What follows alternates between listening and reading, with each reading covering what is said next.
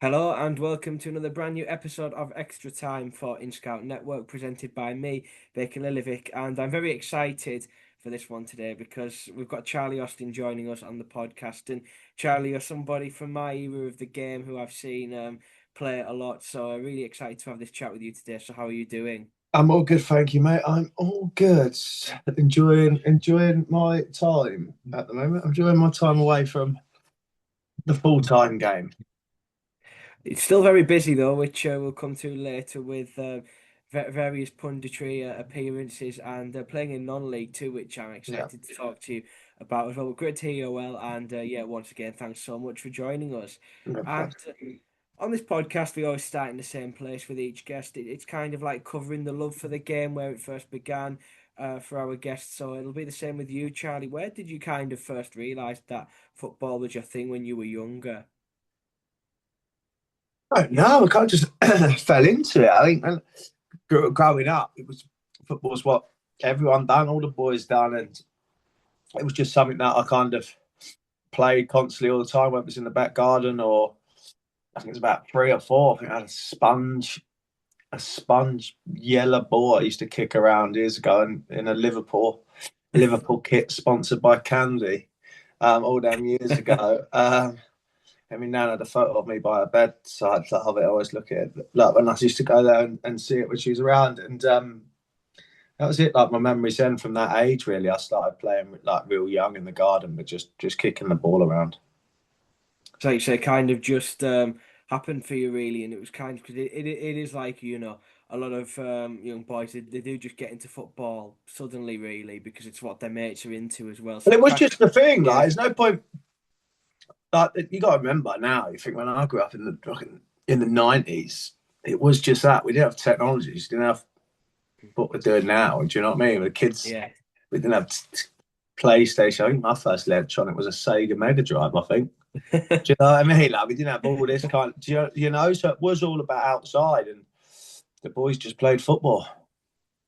Just kicking a ball in the garden, over the field, wherever. That's one thing we've heard a lot actually when we've Yeah. spoken to guests that have joined us on this podcast. So yeah, it kind of happened. But at that point, did you ever have the thought that professional football was the dream for you, or was it just that you enjoyed I think playing at every kid. that No, point? I think. And I assume. I expect you to have heard this before. You speak to other footballers.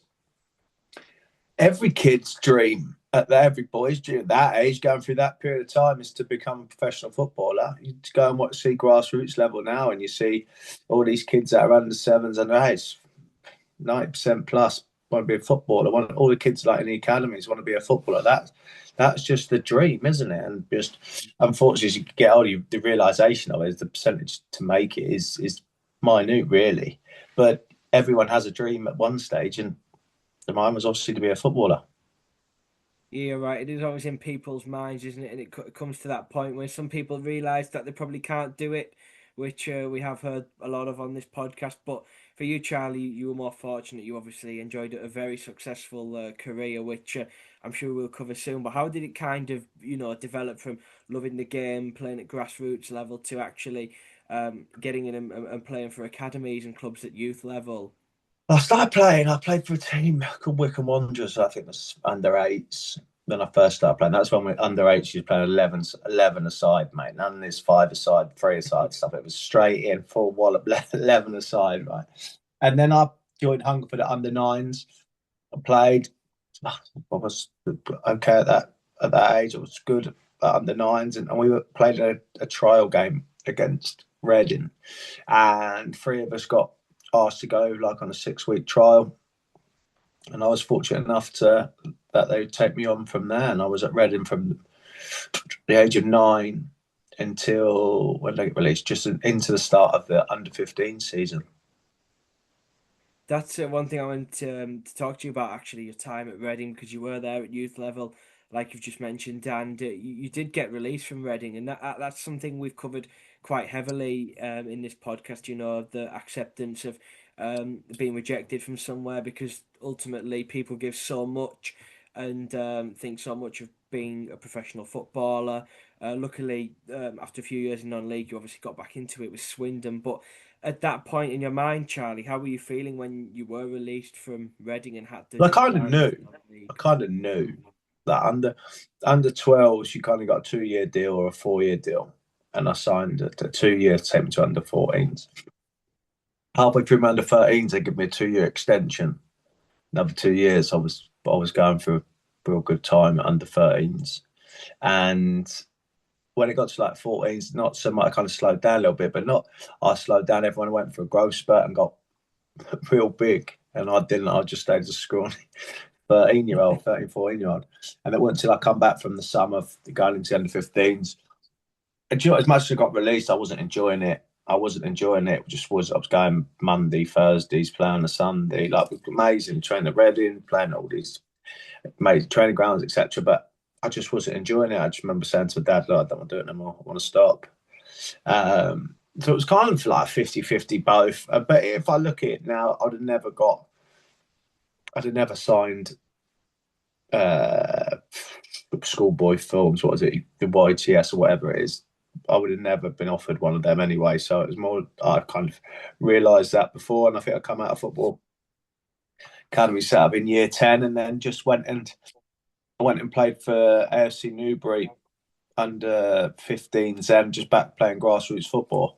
But also so I was in year 10 from that age. Then I'd play on the grassroots football on a Sunday. But then I started playing for my uncle's team in a men's game when I was 15, just in Dog and Duck North Berks Division 2, but against grown men, and I was only 15. So that kind of helped me along the way. And did that kind of help? Like, you said like you kind of fell out of love with it a bit. So did that kind of bring the love for playing for I felt like the football? love of obviously that side. I wanted to get the enjoyment back and get the spark back, and Yeah. um, feeling wanted, I guess. Not that that's, but play with a smile on my face again, with enjoyment and freedom, and I was fortunate enough. That's what I was able to achieve almost straight away. How did it kind of take you back into non-league then after that, Charlie? Well, I played for Kimpbury, which was obviously in the non-league on the Saturday, 15, and then I played 2 years in there as Kimpbury's reserves. I played in the first team at 17, and played at Hungerford now, which was that was in the Hellenic League, which I think is like step 5. To be honest with you, I don't really get all these steps. Like, it's all Yeah. that everyone comes out with, oh, step 7. Like, you're just talking rubbish, mate. You just play non-league. It sounds stupid, that, but it is. Only people really worry about is the conference and the conference south and Yeah. north, and we're going about all these steps and that. It's just, it's ridiculous, mate. Because when I look back, it is, everyone's like, oh, you're at Poole Town, like step 5, and like, it's just whatever, mate. I'm not really bothered. So I just played in that bit, and it helped. And the reason why it helps is because I played men's football quite early. I played men's football quite early, which helped a lot. And then all of a sudden, it kind of just took off, really. And big turning point was when I moved down to Poole Town, and everything was just from there, kind of just took off properly. And I found, I always scored goals, but when I was at Poole Town, it just kind of clicked, and I was able to put that a big run together throughout the whole season. I say as well, playing men's football quite early, it throws you into the deep end, doesn't it? Yeah, mate, And, massively. You don't mess about there. You're playing 25-year-olds, 30-year-olds, 35-year-olds. You're playing against grown men. They don't care how old you are. Like, they're there to win as well. So you kind of have to learn. You learn the dark arts quite quickly of playing men's football. So I was fortunate in that aspect, because now they can't. I don't think they're allowed to play until like 16 or whatever it is. Like, men's football, I was fortunate enough at my time that I was straight into the deep end. like you said, that's how you learn the roughing football, isn't it? By going into that kind of game straight away. Like you say, they Yeah. don't care, do they? They just No, want to no, win. not at all. And it's about protection. As I understand all the protections, all that kind of stuff. I'm fully aware of that. But when you put on the pitch side is the protection, where you learn to look after yourself and not go flying into some 30-year-old scaffolder, mate. It might be coming off a little bit rough from that one. Yeah. Do you have any bad stories of making a mistake like that, or were you No, fortunate no, enough no. not to do I it? was fortunate enough, and I played with old. I was the youngest in our team, obviously by a long way.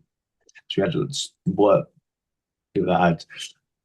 building jobs, etc., etc. in the team. But they had older blokes in the 20s, etc. So I learned quite quickly. I learned by training, etc., etc. So it was just one of them where I was quick to pick up what I can and can't do. No, that was it.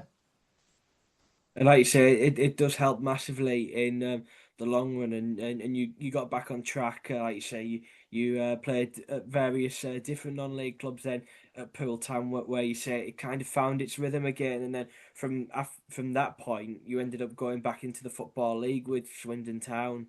Yeah, and I mean, like, I think what people miss out. I did 6 weeks at Bournemouth under Eddie Howe in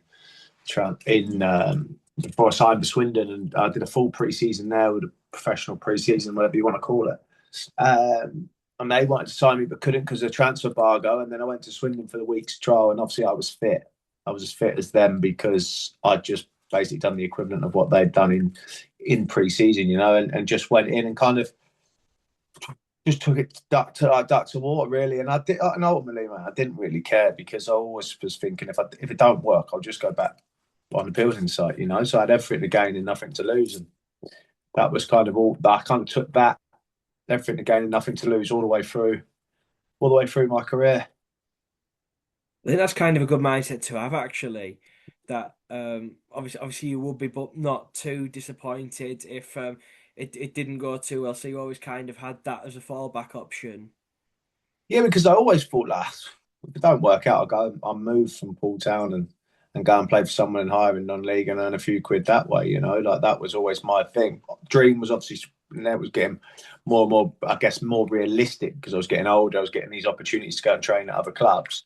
It was just one of them. And look, I just was fortunate enough to Danny Wilson took a so-so punt on me for 50 grand, and that was it. I mean, it paid off. You scored loads of goals for Swindon Town before making a move to Burnley. So how was that step up at that next point then? Yeah, that was a different one. Obviously, went into League One, and don't forget we had big teams in League One at the time. Southampton was in there, Charlton was in there, where they was flying, Norwich, Millwall was it? So you know what I mean? So it was tough, and then moved into both different kind of way because you had they'd just been come down from the Premier League and still had the characters there. And Eddie Howe was like the first kind of younger manager just coming into it. But the older players in there wasn't great, as in not on the pitch, but off the pitch. They wouldn't really help you. They was quite rude, obnoxious, arrogant, etc., etc. And I just couldn't wait. When I was there, I got injured and done my shoulder, so I only played like a handful of games in the first bit. So I didn't play for the rest of the season. I couldn't wait till the summer when the manager told me he was getting rid of the majority of them. It kind of was okay. So it was kind of a fresh start when we went back. Going there the first time, it was quite unearthing because the older pros, as much as they come across, etc., they was far from helpful. And when I look at it now, to where what I was able to achieve in part of my career, to see some of them now, and some of them are managers, and I'm just like, nah.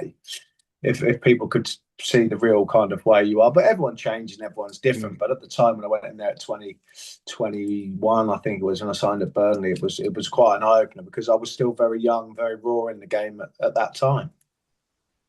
Like you say, it's a step up in level as well. So it was kind of different football. You were probably seeing different kind of attitudes in the dressing room as well.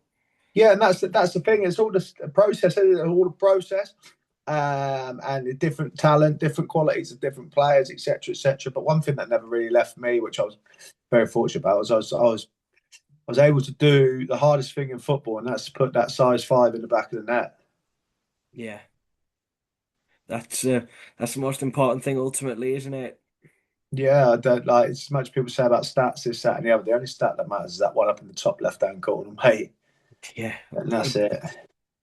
it's yeah the most important thing, and you did that at Burnley too, and that got you a move to QPR, which I think a lot of people will say Charlie was probably, and you might say yourself, one of your most successful spells of your Yeah, career. no. So I was Yeah. flying then. I just kind of took it up to a level, Mm. and this is what I was saying. Like, so when I went into the changing room at Burnley, for example, you talk about the characters and the people, and then I went into the changing room at QPR, same kind of you'd think same characters, but acted in a totally different manner. And the players I went into the dressing room at QPR compared to what I did at Burnley was chalk and cheese, and their attitudes and the way they was towards younger players and about the game was completely different. So the arrogant side of one side to what could quite easily and what everybody expected in the other dressing room was chalk and cheese. I just went into the QPR one similar. If it doesn't work here, then yeah, I'll get another move somewhere in the Championship, because they was pushing to get to the Premier League. Where Burnley, when I was in my time at Burnley, it wasn't that, and they was fortunate obviously to go up as well. But when I was there, it was amazing. I played with players that ultimately took my games to the next level and made my job made my job easier. We created so many chances because we had the players that we did in the dressing room. So for me, I just need to be in the right place at the right time. Who were some of the best players that you played with at QPR and any to We had name? Nico Crenshaw was in there. He was Yeah. a joy to play with. Yossi Benayoun, Gary Neal. I played Bobby Zamora up front. That was at the time there when he was in the Premier League. I needed someone like Bobby, someone that doesn't get enough credit from outside the game. When you from outside looking in, when you play with someone like him, you realise how good he is and what he brings to the team. So they was kind of the main players. Sean Wright Phillips and their junior Hoyler. That them kind of players really just, I don't know, give me the opportunity to score the goals. And of course, I had to do it. Of course, I was fortunate to be able to achieve that. But you need good players around you to be able to take your game to the next level.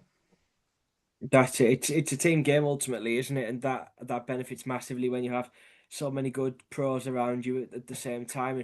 And was Harry Redknapp manager of that Yeah, side? Harry was I manager, and he's thought the one that Chalie. like he Yeah. helps is when you get the backing of the manager and put your arm around you and tell you. And like when we got promoted into the Premier League, he said to me in the summer, "You're going to be my number 9 next year in the Premier League. Like, don't worry about who we're going to sign. You're going to be my starting one." And it goes a long way as a centre forward. Like, we're the most selfish people on the pitch, and that will never change. Every centre forward is the most selfish person on the pitch. So when you got the backing of your manager like that, it kind of gives you a big ego boost, warm. Like, do you know what I mean? Just makes you ready, pick your shoulders up, lift yourself up, and be like, I'm going to run for a brick wall for you.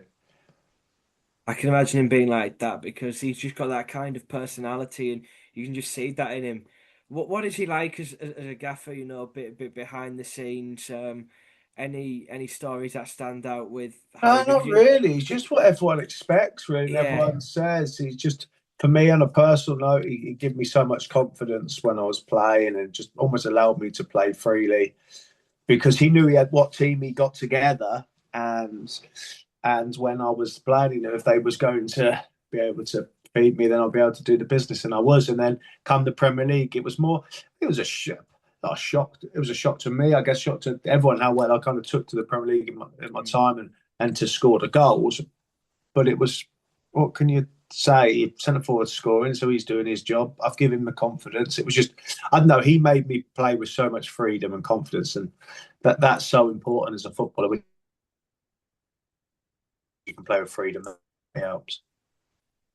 like you say, it's a massive thing, and that 2014-15 season in the Premier League, scoring 18 goals for QPR, it's quite a big stat for like with no disrespect to players that step up from the Championship. Yeah. It's a number that you don't really see people averaging a lot of the time. It's a lot of goals, 18 for somebody that has just come up from the Championship. But that's the thing, especially now it almost gets taken for granted. Like, oh, we scored 18 goals in the Prem. It's like, yeah, I did in one season. You see people come up from the Prem now, and it was like, oh, first time now, I need to get double figures. I need to get 10. Or they got 8 and then a great season. Or start Liam Delap scores 12 and gets like a 50, 60 million pound Move to move Chelsea, yeah. to Chelsea. Like, the game's moved on massively like that. But I just look at him thinking like, wow, mad. And I think feel a bit. Sergio Aguero won it. He got 26. He was top goal scorer in the season. I think Diego Costa was above me, and that fella that wears the armband for England, Harry Kane. I think he was number 3. I think in the scoring charts as well. So, and I was 4th, and I missed 2 penalties that season, and ultimately the QPR team in that season we just didn't get enough points. That was when you needed 40 points to stay in the Premier League. Um, and we finished. I think we might have finished bottom or second bottom. I don't really know. But for someone to, on a personal note, I had a very good season. Was able to achieve something that once again I'd only ever dreamed of. Not in bad company at all. And like you say, when you look at the game now, like Liam Delap scored 12 last season and got that £50 million move to Chelsea. It's crazy, isn't it? How much? And then you got 18 I think it's just, less it just. than I 10 think that's years ago. football. I think that's Yeah. football and how football moves. I'm not bitter by anything like of any of that kind of stuff. You just, it's about time, right place, right time, era, etc., etc. It's just it goes through the scenario of well where football is going and how it's moved on from 14, 15 to where it is even when it moved on 17, 18 to before my time. You know, football has moved on massively and it will only grow and get bigger. And it is, no matter what anyone says, it is the player's game. It's a game that develops and has many twists and turns, like you said. And that was a thing, wasn't it? It doesn't happen so much now. Like it was, do you need 40 points to stay up in the Premier League? That was always the said thing, wasn't it? It was. And then now you look here, like Southampton were a disappointment last year. And I think for the last two years previous, teams that had come up had gone back down. Just like it just the game's getting better. The game's getting quicker, more athleticism. Do I think the quality of the player like it is obviously happening, but it'd be interesting to compare the stats of what a team used to run 10 years ago in the Premier League to the all that kind of stuff. If you wanted to get into that, I think look, it's a watch. It's an entertainment business now. That's football now. It's an entertainment business, and that's what it is. The hard bit is what no one really talks about is the kind of setbacks and how people can be number one and top of the list of people like you to quickly be shown the door, and then you're having to fight setbacks because a certain manager or people at the club hierarchy don't like you, and then you've got to achieve that from. It doesn't matter how old you are, what you've done in your career, you've still got to try and validate your position at said football club or another one. Talking of setbacks, Charlie, I may as well ask you this question now because you've mentioned it and it's something that we do cover a lot in this podcast, kind of that element of setbacks and that everybody does experience them in their journey, in their career, whether it be a relegation with a side, an injury, they can occur in so many different ways. But did you ever kind of experience any setbacks? And I know one of the obvious ones is early on, being released from Reading as a youth player. But it seems like you kind of had that attitude that you were almost good at dealing with setbacks and bad In things that times, came. in certain scenarios, I failed a medical at Hull, and I thought football was done for me because everyone goes for a medical. Then I didn't realise that everyone's medical is different, and it comes down to opinions. And then I dislocated my shoulder at Southampton when I was really motoring. I think it was like my first full season start there. I had 9 goals by the end of November playing in the Europa League. I dislocated my shoulder and I was out for I think it was 5 months. With that, I had to go to America and get it fixed. And then the following year, I was back again. I was just motoring again, coming into felt like I was just getting in the middle of my prime, then felt fit, strong. I just felt different to what I did in 14-15 season. I just felt better in my mind that I was being there. Every time I went across the white line, I was going to score, out that attitude. And then snapped my hamstring tendon 2 days before Christmas, and that put an end to my season. So I going through my prime bit. I feel like my prime come when I was like 24 instead of coming 27, 28 when I felt like I did because I was injured. And you deal with them setbacks in different ways. Your life moves on at certain times as well. When I got released at Reading, I was 15. Them two setbacks when I'm 27, 28. I'm married. I've got kids. Like your life moves on, but ultimately it's about that time. And I think you're not able to do what you want to do, or you train, or you're in the gym all week, or fitness table, you're looking out the window and the lads are training or going to games, and you're not able to do that. That's tough. No matter what anyone says that, and you say about how do you deal with setbacks, and everyone's different, and you just got to find something that you can focus on and go by day, week by week, month by month, however long your injury or whatever you're facing at the time is going on.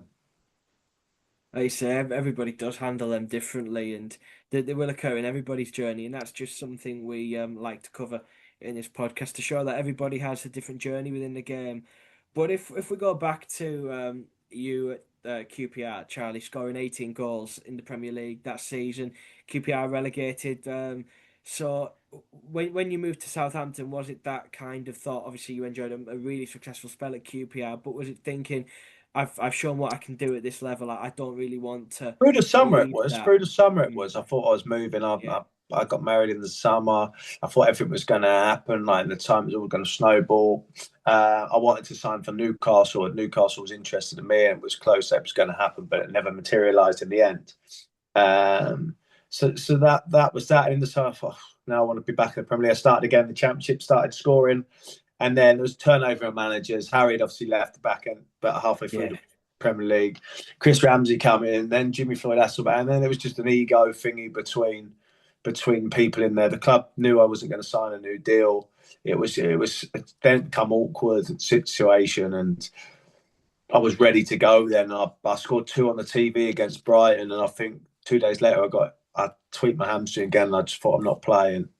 I like my hamstring was sore. I went for a scan. They said I was out for like 4 weeks. I was like, all right, I'm not. The window was coming up, and I wanted to move. I got myself fit, ready to come back to play. Like if the window wasn't there, I'd have been ready to play for QPR. But because the window was on, they was telling me, Bill, don't play either. And the Southampton move materialised, and I got what I wanted. I got back into the Premier League. And you spent four seasons at Southampton too. Like you said, some good experiences in there. I bet the Europa League as well. I bet it was great playing in that competition. Yeah, massive. Like Europa League, you see that team for years, and then all of a sudden you're playing in. I scored two on my debut against Sparta Prague. In that, and then we played in. We beat Sparta Prague at home and lost. We drew and then lost to a team from Israel. Hershey Beshiva, I think it was. They was the top team at the time, and we didn't qualify through the group, and that was a bit of a disappointment, really. Yeah, I remember that because you qualified obviously for the competition, but then just fell short of kind of getting to where you wanted to in it. But European nights, not everybody gets to say it. I bet it was a good experience playing in them games. But what one of the things that sticks out from your time at Southampton the most, Charlie, is Vark life, which it's kind of.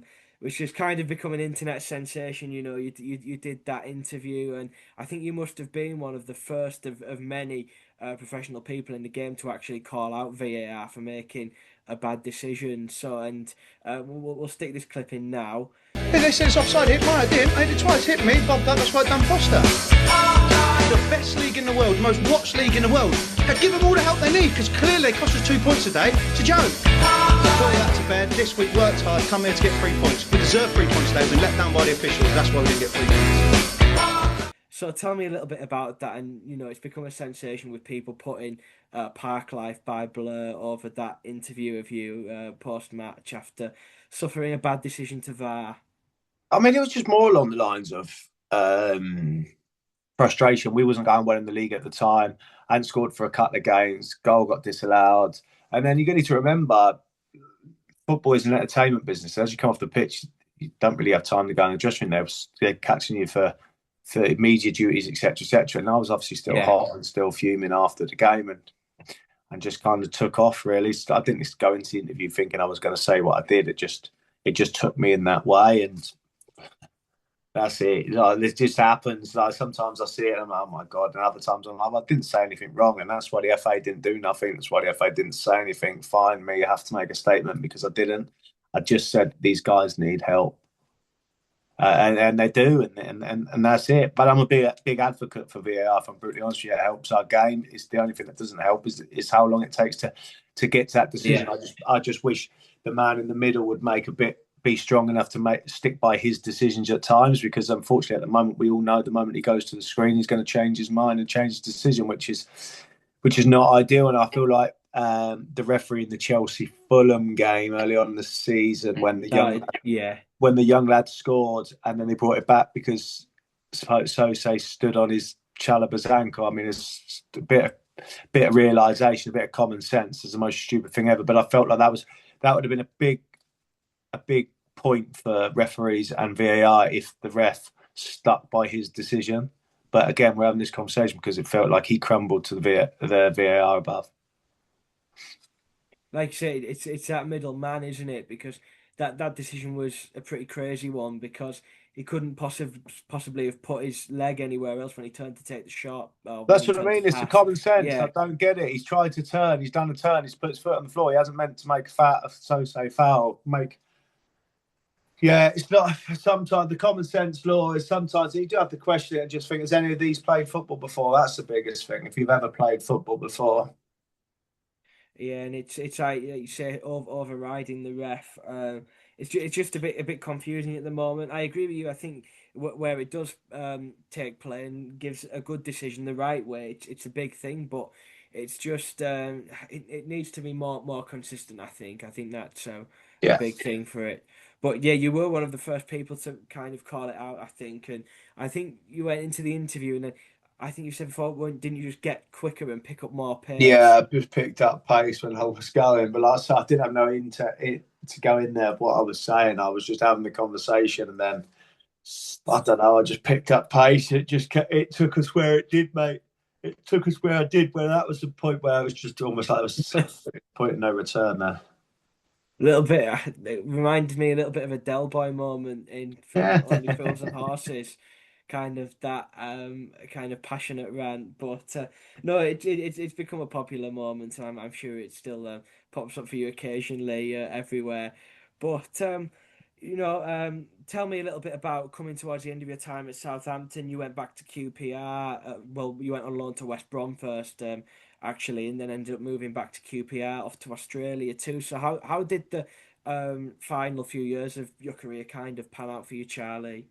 Well, I was at Southampton. I fell out of favour with the manager, but was butting heads. It's well documented what my opinion of him is, and look, we didn't get on, didn't achieve, and then the club hierarchy and the other people started being like that, and the fitness coach and all that kind of stuff is the same. I see him on the telly a couple of times now. The fitness coach, I'm just like, you winds me up. But anyway, I moved to West Brom to. There was going to be top end of the championship, try and get promoted, and I went in there with good pros, similar to age to me: Carl Bartley, Jake Livermore, Kieran Gibbs, Hal Robson, Carnage, Sam Johnson. Dwight Gale, did you play up top with No, him? that was before Dwight Gale and Harvey Barnes were before me. Yeah. That was the season before. So we had good pros in there. One that you're going to, right, if we get this right, we're going to have a good go. And Slav was the manager. Fitness coach was Nick Davis, who he's at Everton with David Moyes now as the best fitness coach I've worked with in the game by a country mile. He was phenomenal. And his team. And it took off. It kind of fit. And we got promoted. Yeah, we had the COVID season kind of back end ended the season. We'd come back for like 10 games. I believe if we didn't stop for them 10 games, we would have won the league anyway. But when we come back from COVID, and then we had played them, it was such a strange scenario. No fans or anything like that in the stadium, and we kind of couldn't get going quick enough.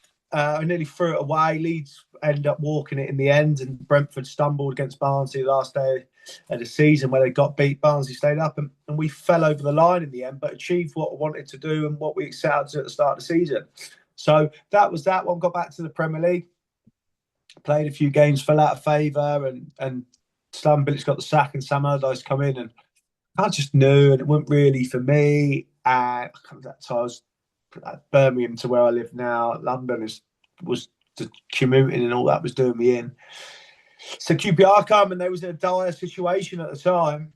When we went back there, Mark Warburton was in charge. We played 20 games, 19 points or something like that. And I signed. We signed Stefan Johansson from Fulham. Geordie DeVries come from Hull on loan, and Sam Field from West Brom as well. I don't know, just change, when the energy at the club, the enthusiasm, the dressing room, just a new cut of people coming in to lift the spirits. And then all of a sudden we've gone from a team near the bottom to a team fighting with the outside chance of getting in the playoffs. It was the second half of the season was 20, I think it was 15 wins, 3 losses, 5 draws or something like that in our time that we was there. So it was just, we changed everything. The sad thing is the fans obviously wasn't involved in football I say involved in football as in at the stadiums. Do you know what I mean? They was watching on all the links and all that kind of stuff, but it wasn't the same. And then the following year, the expectation was for the club to be higher and to be higher. And this is where football kind of stumbles on its own success at times, because the club were good the second half of the season. Then all of a sudden, the expectation of, oh, we're going to go up next year. We're going to throw more money out and be in the playoffs. Well, hang on a minute. Go back 8 months. She was 3 points above the drop zone. Like, it's something you got to weigh up in realism. And then it come to the end where I kind of fell out with the director of football, Les Ferdinand. It was like he had one vision, I had another. Like, it was just what it was. And then the Australia thing come up, really. I had a phone call there. I was going to take my time. I had a phone call there and was just like, right, come on in. I took my wife and the kids across the other side of the world. But I knew I was there a little bit, and it was a great experience. I loved my time there. Take part in the football bit. The whole lifestyle, family lifestyle of being in Australia was amazing. Everything was amazing about that outside living, weather, etc., way people are friendly. Everything was there. When I was playing the football, I just couldn't get going. I just didn't have the same English mentality feel about it. It was just, I don't know, and I was right in the end. But I do believe if the World Cup break didn't happen, because you got to remember that we stopped, didn't we, for the World? Like, I would have stayed. 2022. Yeah, like I would have stayed, but because we had that break, and then my head started fucking going 100 miles an hour, mate. About 1,000 thoughts in my head. I made the decision to come home. It's a big one, isn't it? And like you say, when you have that kind of time to think and reflect. Yeah, and I'm no good with that time, mate. So it's a move back to the UK beckon. But I've seen that video of a little bit of a dressing room clash that you had whilst playing for Brisbane.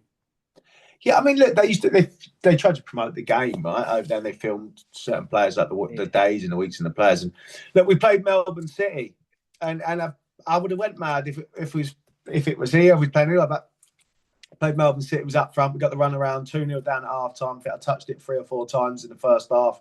Frustrated, and the centre half kind of made a mistake, and I just come in at half time and kind of had a go at him. And like, I look at it from my point of view, I look at that and be like, yeah, what I said was right. Like, I was annoyed, it was angry. It's what happens in dressing rooms. Don't get sucked into, oh no, you have to have conversations politely. Some people, you do have to have people that absolutely. have conversations face to face, nice conversations. There's different personnel in the dressing room, right?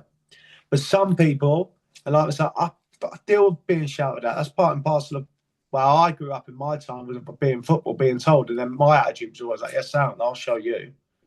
No problem, like, I'll show you. But Connor was that person as well. That's why there was, even when he comes back at me like in that bit, that's his personality, that's his traits. So it kind of worked, and it was just one of them moments where the frustration boiled over, because we was playing Melbourne City and they basically give us a run around for 45 minutes.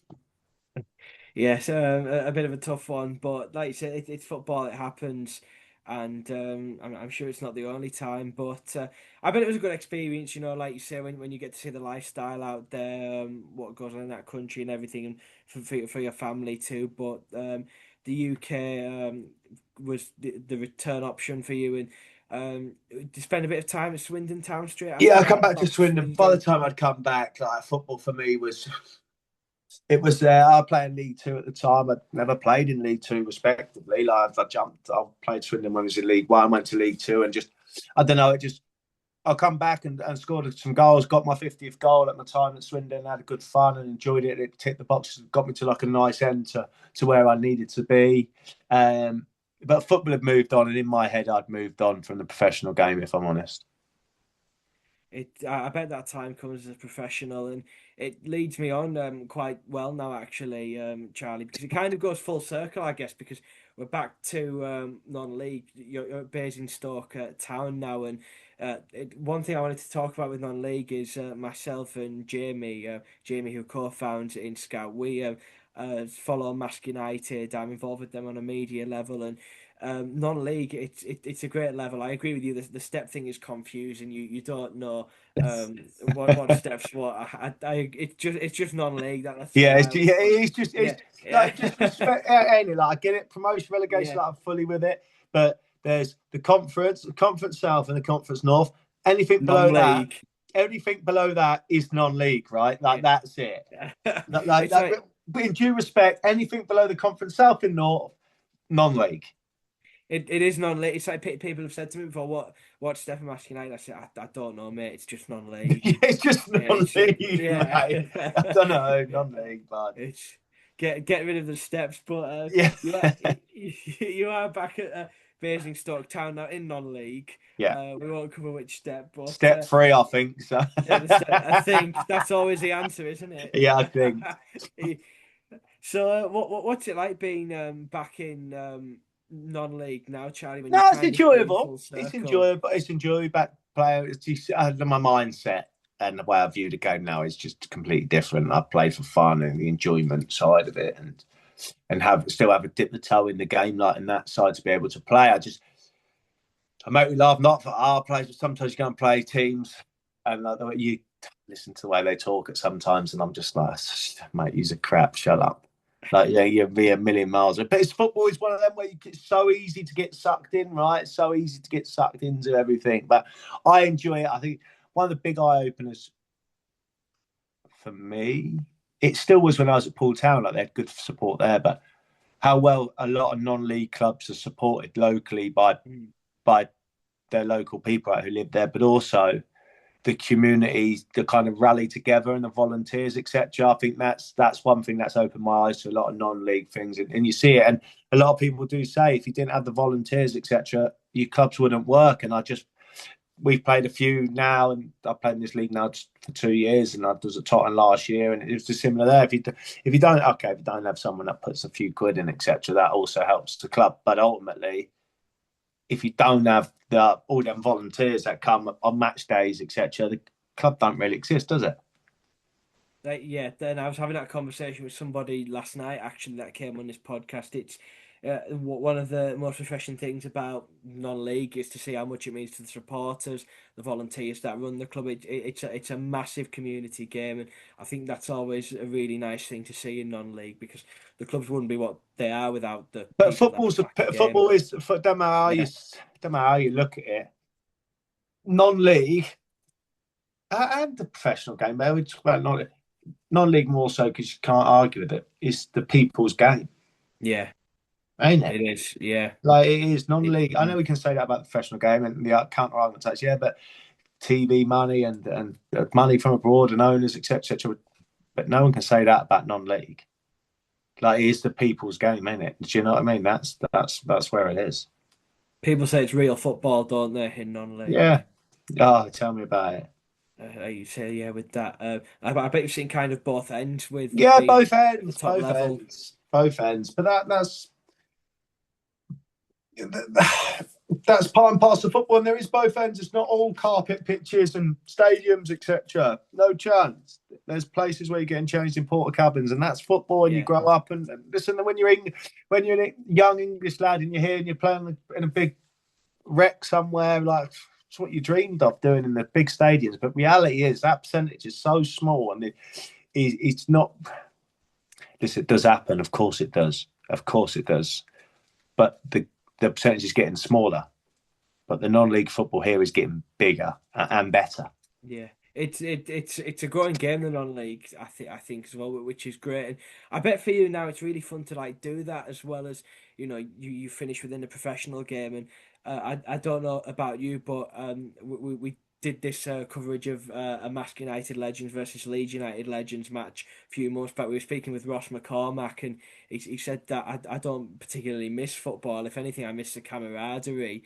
So I think you miss. Yeah. I don't miss playing and that. You miss the everyday stuff more than anything. It's the routine. You got to remember, the footballer, you're told where to be, what time, what to do, what you have to wear. It's the routine is the tough bit, and I think that's a lot of footballers that say, miss the camaraderie stuff with the crack with the lads and the staff, but you miss having a routine of and your identification. Listen, at the moment, I'm fortunate because I've had the opportunity to go and work on the TV also, right? So you can still keep your identity for that bit. But a lot of footballers lose that bit because you're in a bubble. Football is such a bubble. It's such a bubble. It's such a small bubble. And And man, it's so disconnected from the real world at times, unfortunately. I bet it's nicer that you have got that kind of non-league football to do now for the enjoyment of still playing alongside the Yeah. punditry work that you're doing. You're doing a lot of it on Sky Sports. I've seen a lot of your opinions about Ruben Amorim. I've seen them videos come up a lot. So I bet it's nice to like kind of have a But it's balance only, of but yeah, it's playing a nice, bit but in it's only your non-league. opinion. It's nice, but Yeah, it's only your opinion.